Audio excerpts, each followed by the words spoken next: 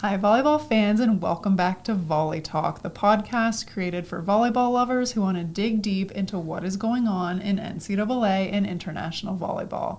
I'm your host, Sarah Pavin. I'm an Olympian, beach volleyball world champion, former Nebraska Cornhusker, and longtime pro, both indoor and on the beach. And I'm Adam Schultz, former indoor player, international volleyball coach, and resident stats guy. You changed the intro. I wasn't really comfortable calling myself a guru, so we're going to change it up. I wrote that intro, so I called you that, but fair. You can do whatever you want. Okay, you guys, the pressure is mounting as we start seeing conference champions being named, and Selection Sunday is coming up very soon. This is my favorite time of year. I love to see which teams step up, which ones can't handle the pressure, and who's ready for tournament time.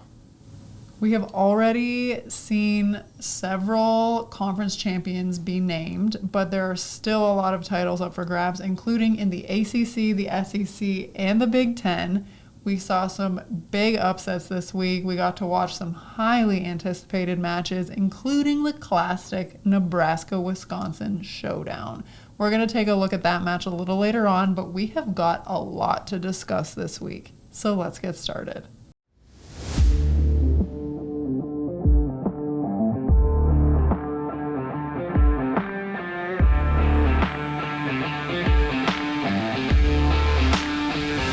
We had some teams in the Big Ten have really important weeks. So both Purdue and Wisconsin split matches this weekend. Wisconsin beat Minnesota 3-2, and that was honestly a much closer game than I thought it was going to be. My prediction was Wisconsin in 3, but Minnesota really pushed them, having a better hitting percentage, and really applied pressure and blocked well against them. We also saw Wisconsin lose to Nebraska, which we will talk about later in the show. Very interesting matches across the board for Wisconsin this week. I've been hating on Minnesota in recent weeks, and they were like, hey, here we are. Let's just take Wisconsin to 5. I feel like Minnesota is a Jekyll and Hyde team. They have the potential to be incredibly good. They're very good at the block. They can put pressure on teams from the service line, but they don't pass particularly well, and their defensive structure seems non-existent at times.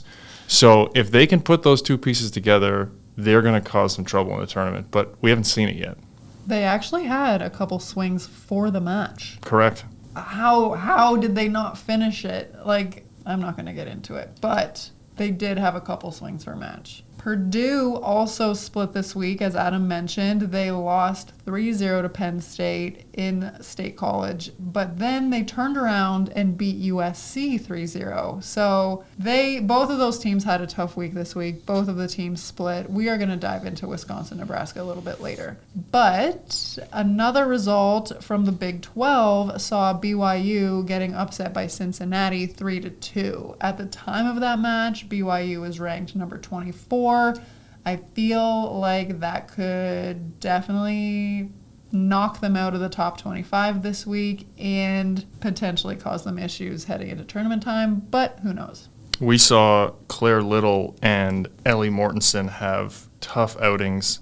Claire Little hit 172 and Ellie hit 059, and Cincinnati outdug them 74-56, so it wasn't a good night for the hitters from BYU. Claire Little did miss last week in that trouncing BYU took from Utah. Looks like she's back. Looks like she's getting a lot of sets again, but not the most efficient night. We're going to talk about Georgia Tech this week, and they had a tough go. They lost 2 matches in 5 to lower-ranked teams, number 23 Florida State, and then unranked Miami, and this puts them in a really tough place leading into the conference championships. We'll get into that one in detail. Those were interesting matches. We also had Missouri, my dark horse team, lose to Mississippi State 3-1, which is jamming me up right now. So they're out of the running for the SEC title with that loss, but I still think they can do damage in the tournament. We were talking up Missouri so much last week. You were like, they're going to go so far in the tournament, and they're like, thank you so much for the compliment. Let's lose to Mississippi State. Goodbye. You know what, I'm going to take, this is their one loss. That's going to flip the switch for them, and they're going to be ready to play come tournament time. I'm still choosing them. That loss was a real head scratcher. And speaking of head scratchers, ladies and gentlemen, number 18 Dayton got swept by Loyola Chicago in the championship match for the Atlantic 10 title. Okay, Dayton had lost one match the entire season. They lost to Marquette early during preseason. They have rolled through the Atlantic 10 conference this year like nobody's business, okay? And they played Loyola Chicago twice, swept them both times. Things were looking good. Things were looking bright for Dayton. But Loyola Chicago said, not today. Thank you so much for holding this conference together single-handedly all season, but we will take the title. That was wild.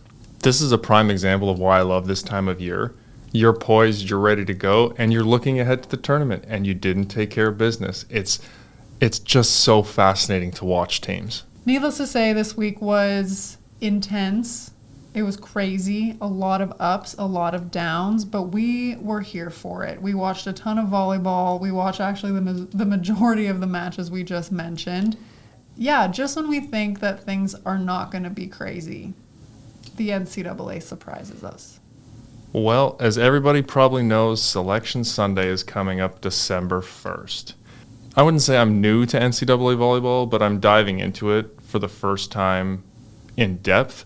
And I had some questions, which I'm assuming other people had as well. So we're going to go over how the bracket actually works, where the teams are coming from, and give you a little background. So the tournament is a 64-team bracket. You have 32 automatic qualifications from conference winners. I didn't realize there were 32 conferences, so that was news to me. And then you have 32 at-large bids, which are selected. Usually done by ranking, RPI, that sort of thing. Basically, how they try to organize it, we've touched on it briefly in recent weeks. The NCAA likes to set up the bracket in such a way that as many conferences as possible will be represented at the end. So even if all season long the AVCA ranking, which is what you typically see every Monday, is a certain way, you will see adjustments to that in the tournament bracket ranking because they're looking for certain matchups to get conferences represented as equally as possible. And in the first and second weekend for round 1 and 2, they like to keep travel to a minimum. So even if matchups might not make complete sense, geographically they'll make it as easy as possible for travel, particularly for the smaller conferences whose budgets maybe aren't as big to be able to travel across the country and things like that. So week 1 is typically more regional. Obviously there are exceptions. And then as you get into week 2, which are the regional championships, that's when we see more of a mix-up. As of this recording, the following schools have earned automatic berths by winning their conference championships. We've got New Hampshire, Florida Gulf Coast, Western Kentucky, Wichita State, Loyola Chicago, Cleveland State, Fairfield, Colgate, Charleston, Yale, Chicago State, UT Arlington, and Arizona State. One of the other interesting things is that not all championships are decided the same way. Some of the conferences take into effect the whole record over all of conference play, and other conferences have a tournament at the end of conference play, and the winner gets to go on. So it depends which conferences you're following as to which teams get to come out of that conference specifically. So that's what happened to Dayton. If the Atlantic 10 operated in the same way that the Big 10 did, for example, Dayton would have won. They went undefeated. They had the best record. They would have won. But the Atlantic 10 does do a tournament playoff among the top seeds, and that's how that happened for them. Whereas like in the Big 10, whoever has the best record just wins. Speaking of teams that have clinched their conference, ASU has earned at least a share of the Big 12 title. So they're battling with Kansas as well. If ASU loses their final game and Kansas wins, they will both be tied, meaning they will share that conference title, as there is no competition for that. We also have the Big 10 title coming down to Nebraska and Penn State this coming week. And that will be a game everybody needs to watch. Nebraska hasn't lost in Big Ten play. They're undefeated. Penn State has lost one match. Obviously, they have other matches. We're assuming they will win those, but anything can happen. But if Penn State should beat Nebraska, then both will be tied. What's your prediction for that match? I think Nebraska's going to win 3 straight. I'm going to go Nebraska in 4. And then we get to the ACC. Nothing is certain in the ACC. This is the conference that I'm going to be paying attention to this week for sure. So, coming into this final week of conference play, Pitt and Louisville are both 17-1. Stanford and SMU are both 15-3. Pitt has Georgia Tech and Louisville. Stanford also has Georgia Tech and Louisville. And SMU has Florida State and NC State. So if we're playing probabilities here, SMU is probably going to win out, so they'll end with 3 losses. Louisville is playing Pitt and Stanford. That is tricky. That's must-see TV. Pitt has Georgia Tech and Louisville. Who knows what's going to happen? And then Stanford has, I don't know what's going to happen here. So the ACC is really going to come down to who can play the best this weekend and who takes care of the matches that they should take care of. After seeing Georgia Tech this week, I'm pretty confident that both Pitt and Stanford will beat them.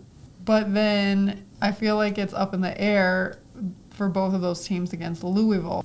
People are going to have to show up. This is going to be, get your popcorn out, everybody, because this is going to be crazy.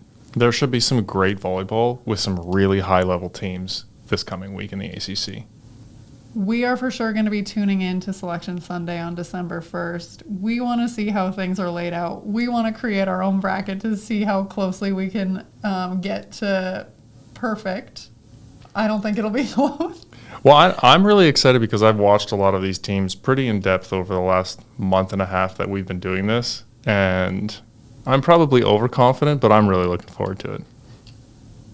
Let's talk about Georgia Tech. As we mentioned earlier, they had a pretty rough week this week, dropping 2 matches in 5 sets to both Florida State and Miami. It was a bad trip to Florida on the volleyball court, that is for sure. Not only did they lose 2 matches, but they really created some uncertainty in their standings moving into the tournament. Yes. At this time, Georgia Tech, Florida State, and North Carolina are all 12-6 in the ACC. Thinking about that, Georgia Tech could potentially have been 14-4 and locked up a spot. That is correct, and it's absolutely wild because they, as we just said in our last segment, play Pitt and Stanford this week. So I'm just going to throw this out there. Obviously, I'm shocked every week at these results, but I'm going to say they're probably going 0-2 this week against those teams, which will put them at 12-8 to finish ACC play. And I'm not sure that's good enough to make the tournament, depending on what happens with the other teams, because there are 5 teams jockeying for that position right below the top 4 we spoke about earlier. Well, and not to mention, Miami and Virginia are 11-7. We talked about all the top teams and how they're playing each other this upcoming week. So the Florida State, obviously Florida State has SMU, but Florida State, UNC, Virginia, Miami, they're not playing the top teams. So their records will likely improve, meaning Georgia Tech could maybe go from 5th in the ACC to what, 10th? Correct. What a terrible way to end your conference play. And we watched both of those matches, and I've got some things to say. Let's hear it. First of all, I think a lot of what happened this week, now it's always on the players to perform, but I was unimpressed with the coaching staff for Georgia Tech. I think your team takes on the identity of the coaching staff and the attitude that you present, and they were all over the map. In that first match against Florida State, you saw the coaches walk off and basically clapped their clipboards at the refs after losing their minds in the 5th set. They got a yellow card, and you could see the team tighten up, start complaining in the 5th set, looking at the refs. You have to remember, these is not professional sports. These are young athletes, and there's emotion involved. Some of them are freshmen. This is their first time through. You look to your coach in big moments, and I thought the Georgia Tech coaching staff let their team down. Obviously, in every match, there is the potential for some questionable calls. Things might not always go your team's way, but the way that these coaches were treating the referees, the way that they were talking, their body language, it was awful. And I will say, even as a professional, I have played for very volatile coaches. Even with a ton of experience and self-confidence and things like that, seeing a coach act up like that on the side of the court is very distracting. Georgia Tech should not have lost both of those matches, in my opinion. They should not have lost. Against Florida State, they were up 15-8, which became 18-12 in the 4th set, and they were winning 2-1. They lost.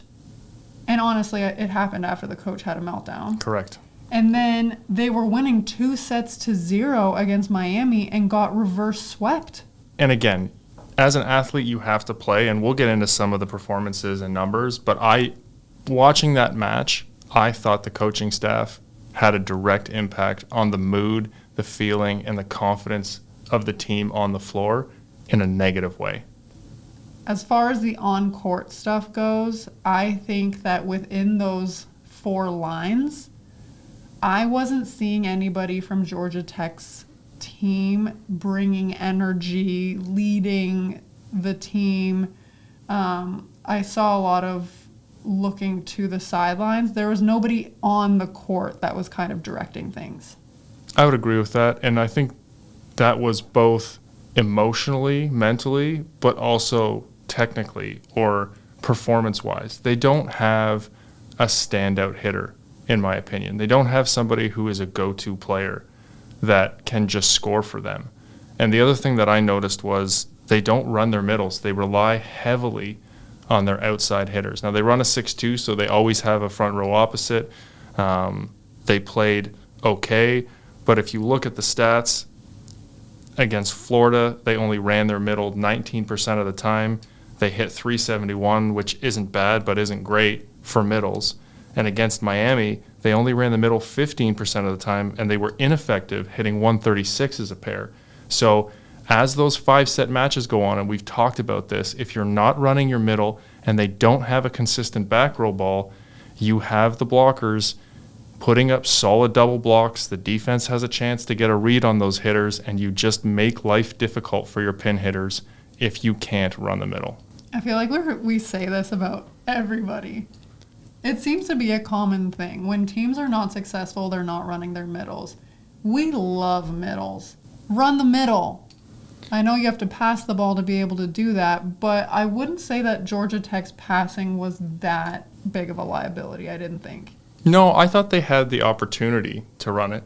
And again, running the middle is a little more of a high-risk set if the pass isn't perfect, but it pays dividends, and we're just not seeing that. And it could be, obviously, when you're running a 6-2, you don't have a setter who can dump, but if you have a setter who's front row, they need to dump. You need to run a back row ball. You need to establish the middle of the court, and I think that was lacking in both of their losses. I feel like they were undersetting their middles a lot, too. They were pretty low. And again, as much as we love middles, I think we've expressed our disdain for 6-2 offenses. It is so hard. A connection between a middle and their setter is so important, and it requires so much attention and training. When you're running a 6-2, you're spending 2 rotations with one setter and 1 with another as a middle. And you could definitely see the disconnect there as they were switching. Georgia Tech's numbers against Florida overall, the game was pretty consistent for the different skills, but they edged Florida in a few different categories, outdigging them 86-76. They had similar number of blocks. They had similar number of service aces and errors. So this was a very tight match. We're talking about they traded first and second set kickings at 13 and 15, but then it was 25-21, 26-24, 15-10. They just needed someone to step up and make a play, and it didn't happen.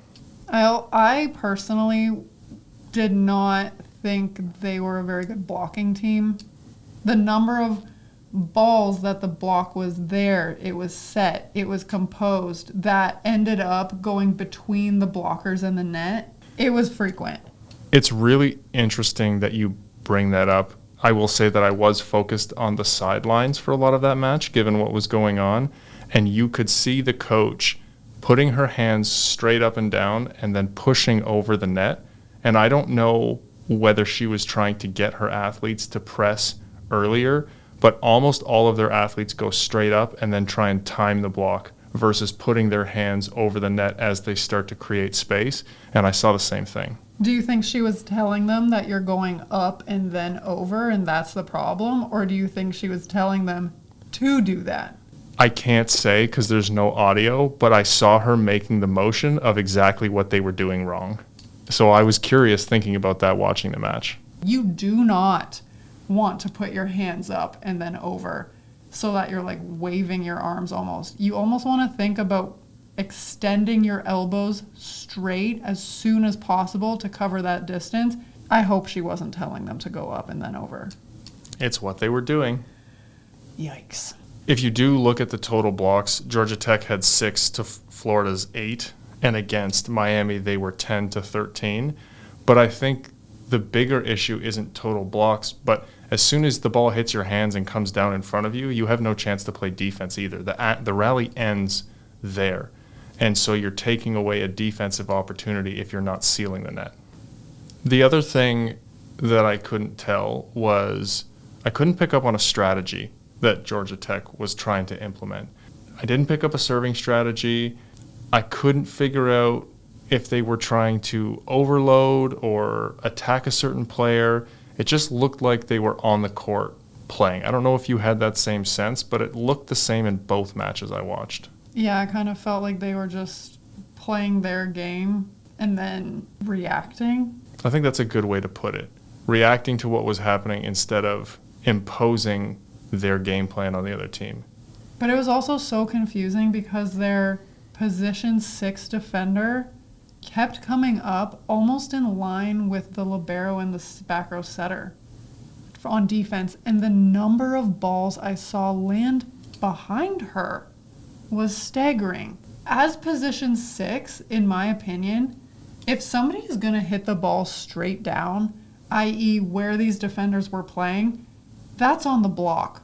Or it's on the serve. Free ball, too many options available. As a position 6 defender, I think the job is to get the touches off the block, to get the balls that are being driven deep around the block. I think being that shallow, you're doing absolutely nothing. And as I saw attack after attack get like sometimes a decent touch and go high out the back line or be hit with force behind these players, I was like, why are they positioned there? Do you think that was undisciplined play, game plan, or trying to compensate for the poor block we spoke about earlier? Well, I saw it in both matches that we watched. So I don't want to, it might just be their tendency and how they play defense, but I can't, as a coach, I don't understand how you don't correct that. So if it's not being corrected, that leads me to believe that that is what the coaching staff wants from their position 6 defender, or it was a game plan, but I can't see them having the same game plan against both teams because that is a very strange position. I would agree with that. Overall, for a number 15 ranked team, I was underwhelmed and quite frankly unimpressed. I would agree. I think the number 15 ranking is probably a little high. They're consistent with their hitters, but there were nothing spectacular, and I'm assuming they're going to drop, given that I believe they'll lose their last 4 matches before the tournament starts. Again, I've been pretty critical of Minnesota and their ranking. Georgia Tech is currently ranked higher than Minnesota, but I think the team that we saw play this weekend in Georgia Tech would not stand up against Minnesota right now. Agreed. Now the time that everybody has been looking forward to. And I'm just going to say, I called it. Nebraska 3-0 against Wisconsin. But let's get into it. Let me hear your thoughts, and I know you have a lot to say. I'm going to start this segment out with like an apology, pre-warning. Buckle up, ladies and gentlemen, because it's about to be a bumpy ride. And I was watching this match and I was so frustrated. I have got a lot of thoughts. You might not like all my thoughts. You might not agree with all my thoughts. So that is why I'm giving you this pre-warning / apology. Okay, let me start. I'll tell you a few things that I think, and then you can finish with your thoughts. Nebraska's just a better team than Wisconsin, flat out. What I like about them as a team is they have a balanced offense. They don't rely on one person. They're able to do that because they pass so well. They put Wisconsin in trouble from the baseline, and this to me is the most evident.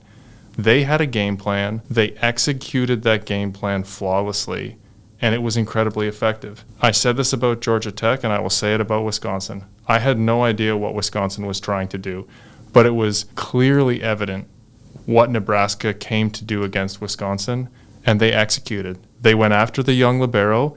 Once she passed a couple good balls, or they got off of her, they served the front court left side.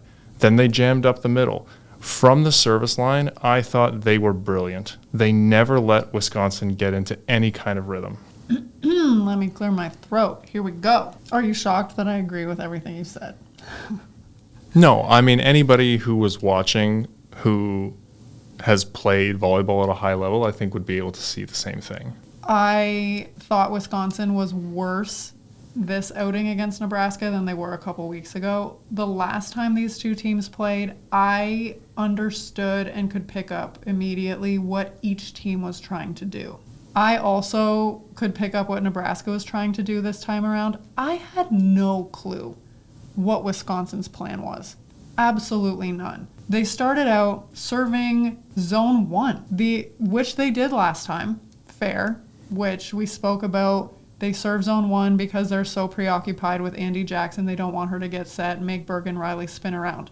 Fair. But as the match progressed, and don't get me wrong, Andy Jackson did not have a good offensive match. What were her numbers? She hit 067, 15 swings, 7 kills, 6 errors. So if their game plan was to neutralize her, you succeeded at that piece. That might be the only piece. Because as the game progressed, the serves started going to zone 6.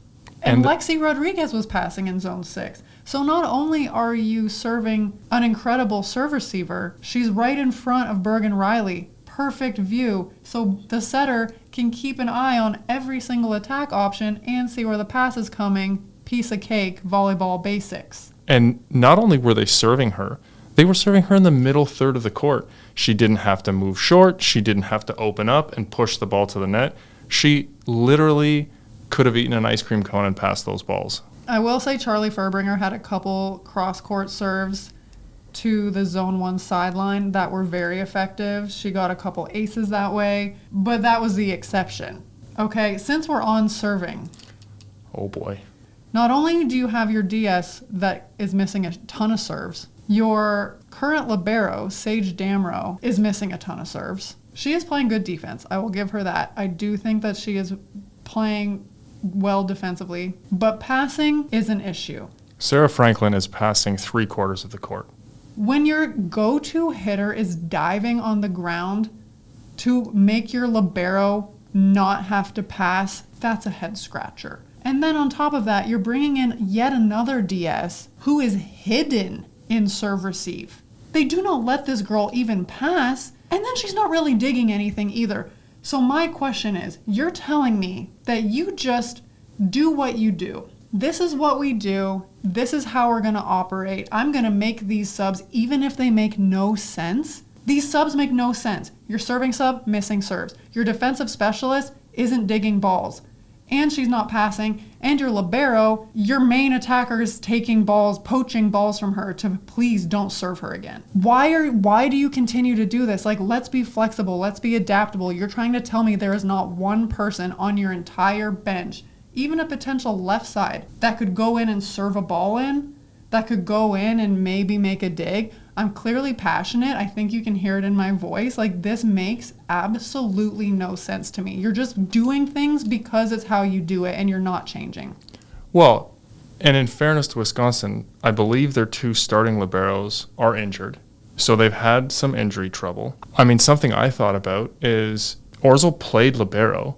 Why not move her? Clearly your issue is passing and ball control. Move her back to libero. That will alleviate some of the pressure on Sarah Franklin. It will allow her to focus on being able to attack. You can't tell me one of the other 6 foot something flying athletes you have on the bench can't go in and score some points for you. I mean, if you have Orzel and Sarah Franklin passing in the back row, that other passer needs to pass a sliver. Pass the balls at you, go hit, get some experience. This just isn't working, and I'm shocked that there wasn't at least something different tried, especially after you didn't really play that well against Minnesota either. You have a massive roster.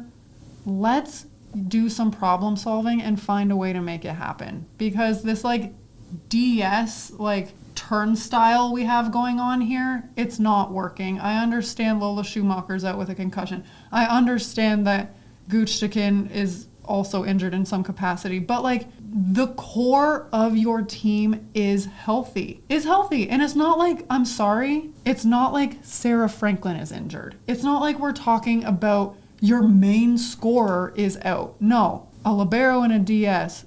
And quite frankly, in the last few weeks, we have said that we don't think Lola Schumacher is it either. So, yeah.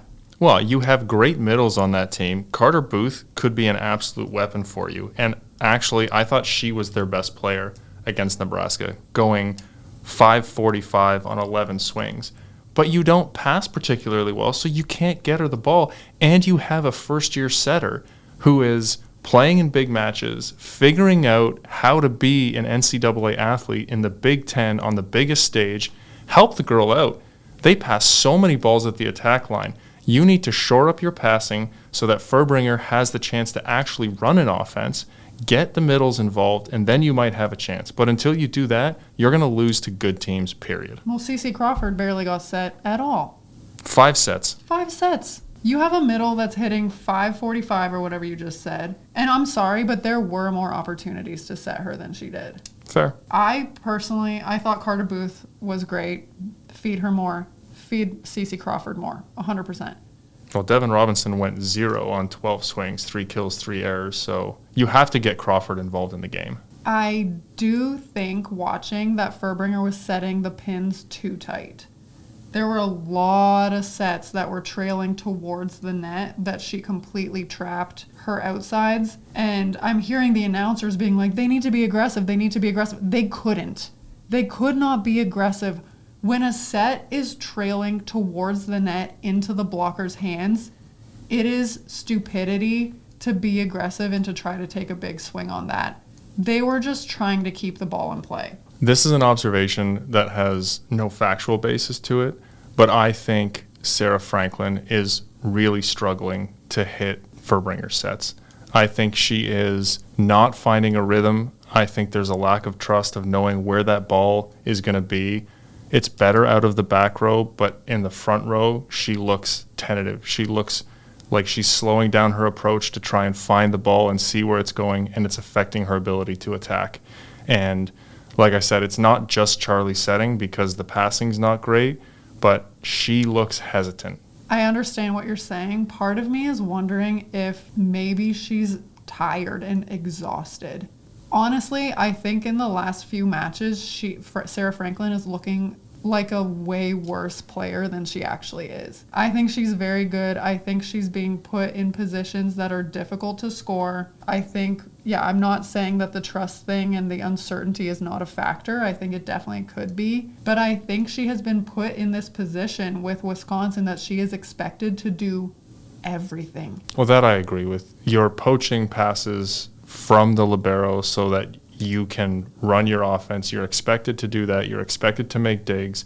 If you think about having Orzel behind you as a libero, you just have so much more confidence because she's a great ball control player most of the time. Like, you're asking so much of her. Like, not only is it like, hey, make sure to pass 2/3 of the court because our libero is getting aced off the court, but like, then get up and be ready to hit this back row ball, because I'm sorry, if and when Charlie Furbringer was setting somebody else, as soon as they didn't score, the next ball immediately went to Franklin.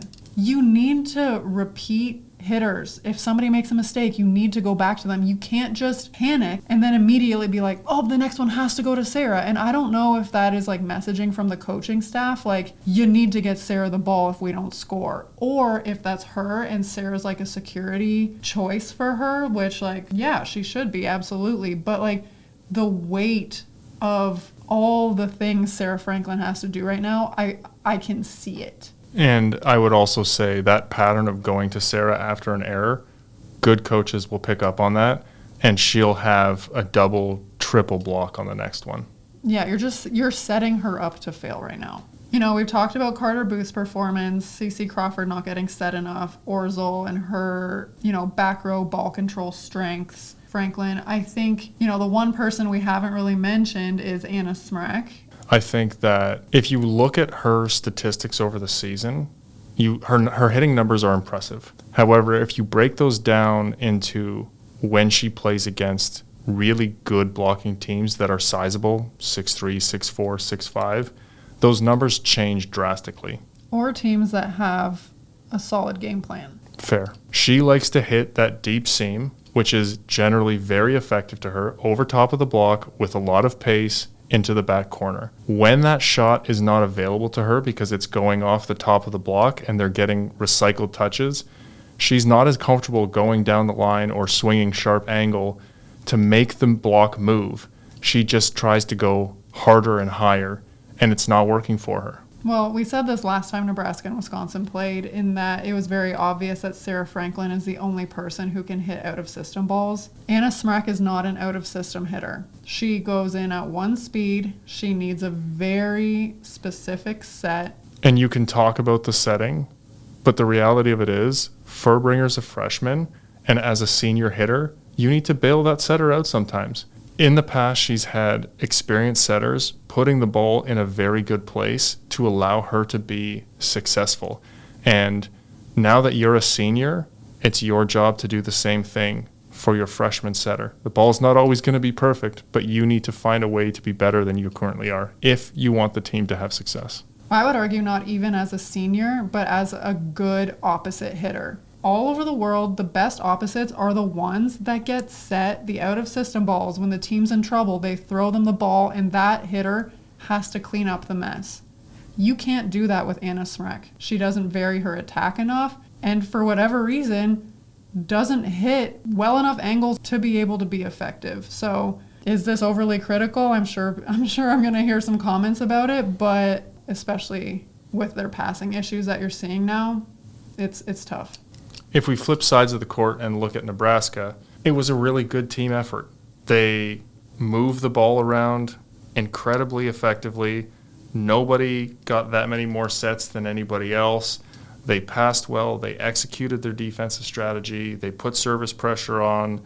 It was a classic execution of a team game plan. I mean, as confused as I was watching Wisconsin's side, it was very clear what Nebraska set out to do, and to be able to see the execution of that plan was great. I think from an offensive perspective, when Anna Smrek was in the front row, it was very clear they were not setting the left side unless they were out of system. They were forcing the middle and right side when Smrek was in the front row. As soon as Furbringer got to the front row, they started pumping the balls out to the left side. And it was effective. From a serving standpoint, they were testing Sage Damrow early. They got a lot of points, a lot of bad passes off of her. But then as soon as she would nail a perfect pass, they would switch it up and go somewhere else. They did not allow the libero to get into a rhythm. Meanwhile, they were in rhythm almost the entire match.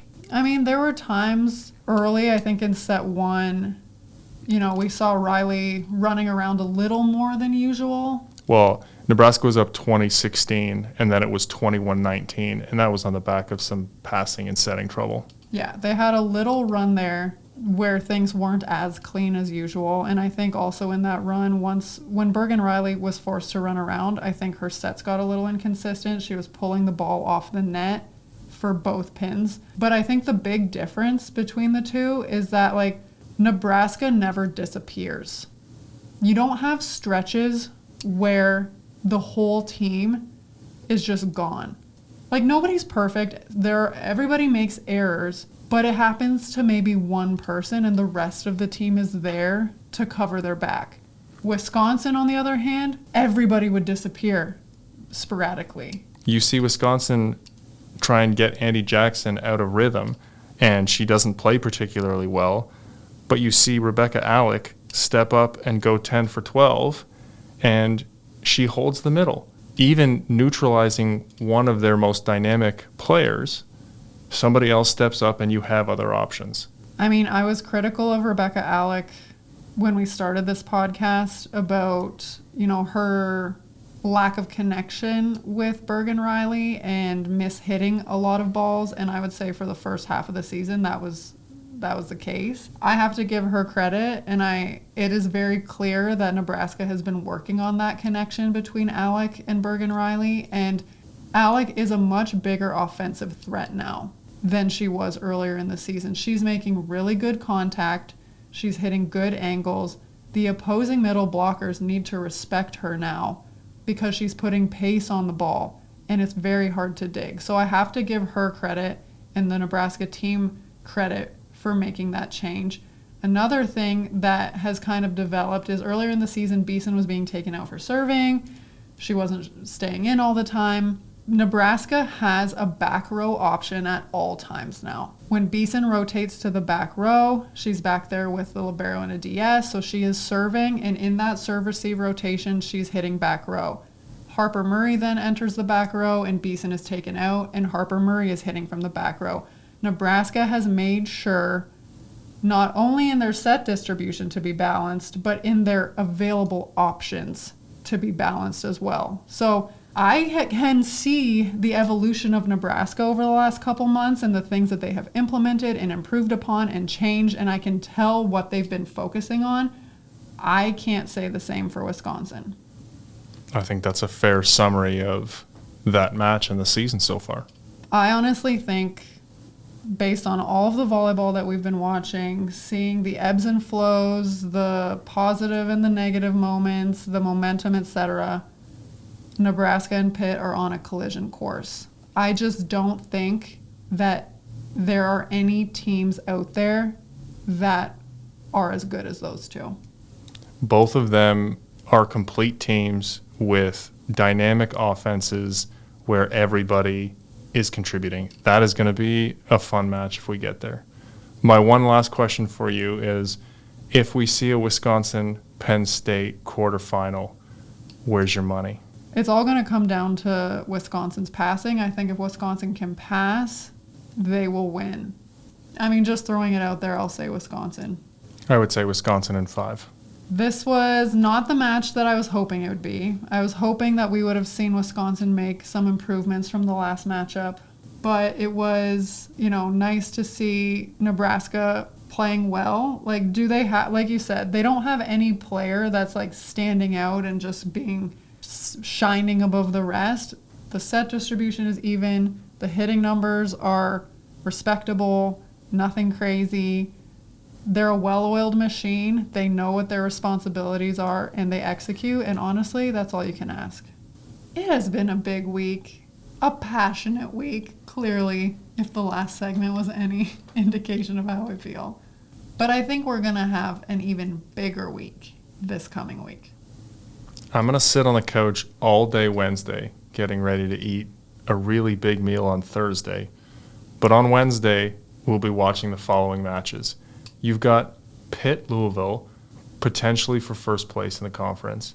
You've got Stanford and Georgia Tech, who is fighting for their tournament spot. You've got SMU and Florida State. You've got Oregon and Purdue, BYU and Kansas, and Kentucky and Missouri. I mean, buy another TV, set it up, watch 5 volleyball matches. It's going to be a great day. Just hunker down. Don't make any plans for Wednesday because you already know what you're going to be doing. On Friday, Penn State is hosting Nebraska, which, as we mentioned before, will likely be the key match to determine the Big Ten champion. And on Saturday, be sure to check out the ACC matches of Louisville versus Stanford and Pitt versus Georgia Tech. That concludes this week's episode of Volley Talk. There's always something shaking in the volleyball world, and we hope you enjoyed this little fix. Be sure to follow the show so you don't miss any updates, and we'd be so grateful if you'd leave us a 5-star review. You can also find us on Instagram at volleytalk_podcast. If you have a topic that you want us to discuss, be sure to let us know by reaching out to us on Instagram or at info@sarahpavin.com. Thanks so much for joining us, and we'll be back next week.